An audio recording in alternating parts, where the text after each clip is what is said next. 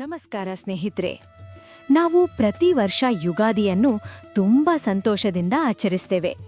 ಆದರೆ ಯುಗಾದಿಗೆ ಮುಂಚೆ ಬರುವ ಯುಗಾದಿ ಅಮಾವಾಸ್ಯೆ ಎಷ್ಟು ಶಕ್ತಿಶಾಲಿ ದಿನ ಗೊತ್ತಾ? ಈ ದಿನ ಮಾಡಿದ ಪಿತೃತರ್ಪಣ, ದಾನ ಮತ್ತು ಪೂಜೆಗಳು ಲಕ್ಷಗುಣ ಫಲ ಕೊಡುತ್ತವೆ ಎಂದು ಶಾಸ್ತ್ರಗಳು ಹೇಳ್ತವೆ. ಆದರೆ ಬಹಳ ಜನರಿಗೆ ಯುಗಾದಿ ಅಮಾವಾಸ್ಯೆ ಯಾವ ದಿನ ಬರುತ್ತದೆ, ಇದರ ಮಹತ್ವ ಏನು, ಈ ದಿನ ಏನು ಮಾಡಬೇಕು ಎಂಬುದು ಗೊತ್ತೇ ಇರಲ್ಲ. ಇವತ್ತು ಈ ವಿಡಿಯೋದಲ್ಲಿ ಯುಗಾದಿ ಅಮಾವಾಸ್ಯೆಯ ಸಂಪೂರ್ಣ ರಹಸ್ಯ ಮತ್ತು ಮಹತ್ವವನ್ನು ತಿಳಿದುಕೊಳ್ಳೋಣ. ಯುಗಾದಿ ಅಮಾವಾಸ್ಯೆ ಯಾವತ್ತು?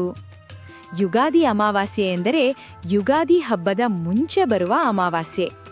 2026ರಲ್ಲಿ ಯುಗಾದಿ ಮಾರ್ಚ್ 19, ಅದಕ್ಕಿಂತ ಮುಂಚೆ ಇರುವ ಅಮಾವಾಸ್ಯೆ ಮಾರ್ಚ್ 18. ಆದ್ದರಿಂದ 2026ರ ಯುಗಾದಿ ಅಮಾವಾಸ್ಯೆ ಮಾರ್ಚ್ 18ರಂದು ಬರುತ್ತದೆ. ಈ ದಿನವನ್ನು ಅನೇಕ ಕಡೆ ಪಿತೃಗಳಿಗೆ ಸಮರ್ಪಿತ ಪವಿತ್ರ ದಿನ ಎಂದು ಪರಿಗಣಿಸ್ತಾರೆ. ಯುಗಾದಿ ಅಮಾವಾಸ್ಯೆಯ ಮಹತ್ವ. ಹಿಂದೂ ಶಾಸ್ತ್ರಗಳ ಪ್ರಕಾರ ಅಮಾವಾಸ್ಯೆ ದಿನ ಪಿತೃಗಳು ಭೂಮಿಗೆ ಬರುತ್ತಾರೆ ಎಂದು ನಂಬಿಕೆ ಇದೆ. ವಿಶೇಷವಾಗಿ ಯುಗಾದಿ ಮುಂಚೆ ಬರುವ ಅಮಾವಾಸ್ಯೆ ಹೊಸ ವರ್ಷದ ಶುಭಾರಂಭಕ್ಕೆ ಮುಂಚೆ ಪಿತೃಗಳ ಆಶೀರ್ವಾದ ಪಡೆಯುವ ದಿನ ಎಂದು ಹೇಳ್ತಾರೆ. ಈ ದಿನ ಪಿತೃತರ್ಪಣ ಮಾಡಿದರೆ, ಅನ್ನದಾನ ಮಾಡಿದರೆ, ಗೋಮಾತೆಗೆ ಆಹಾರ ಕೊಟ್ಟರೆ ಪಿತೃಗಳು ಸಂತೋಷಪಟ್ಟು ಕುಟುಂಬಕ್ಕೆ ಐಶ್ವರ್ಯ, ಆರೋಗ್ಯ ಮತ್ತು ಶಾಂತಿ ಕೊಡುತ್ತಾರೆ ಎಂದು ನಂಬಿಕೆ ಇದೆ. ಈ ದಿನ ಮಾಡಬೇಕಾದ ಮುಖ್ಯ ಕೆಲಸಗಳು. 1. ಬೆಳಗ್ಗೆ ಸ್ನಾನ ಮಾಡಿ ಪೂಜೆ ಮಾಡುವುದು. ಬೆಳಗ್ಗೆ ಬೇಗ ಎದ್ದು ಸ್ನಾನ ಮಾಡಿ ದೇವರ ಪೂಜೆ ಮಾಡಬೇಕು. ವಿಶೇಷವಾಗಿ ಶಿವನ ಪೂಜೆ, ವಿಷ್ಣು ಪೂಜೆ, ಪಿತೃಸ್ಮರಣೆ ಮಾಡುವುದು ಉತ್ತಮ. 2. ಪಿತೃತರ್ಪಣ. ಪಿತೃಗಳಿಗಾಗಿ ಎಳ್ಳು, ನೀರು, ದರ್ಭೆ ಇವುಗಳಿಂದ ತರ್ಪಣ ಮಾಡಿದರೆ ಪಿತೃದೋಷಗಳು ಕಡಿಮೆಯಾಗುತ್ತವೆ ಎಂದು ಹೇಳ್ತಾರೆ. 3. ದಾನ ಮಾಡುವುದು. ಈ ದಿನ ಮಾಡಿದ ದಾನ ಬಹಳ ಮಹತ್ವದ್ದು.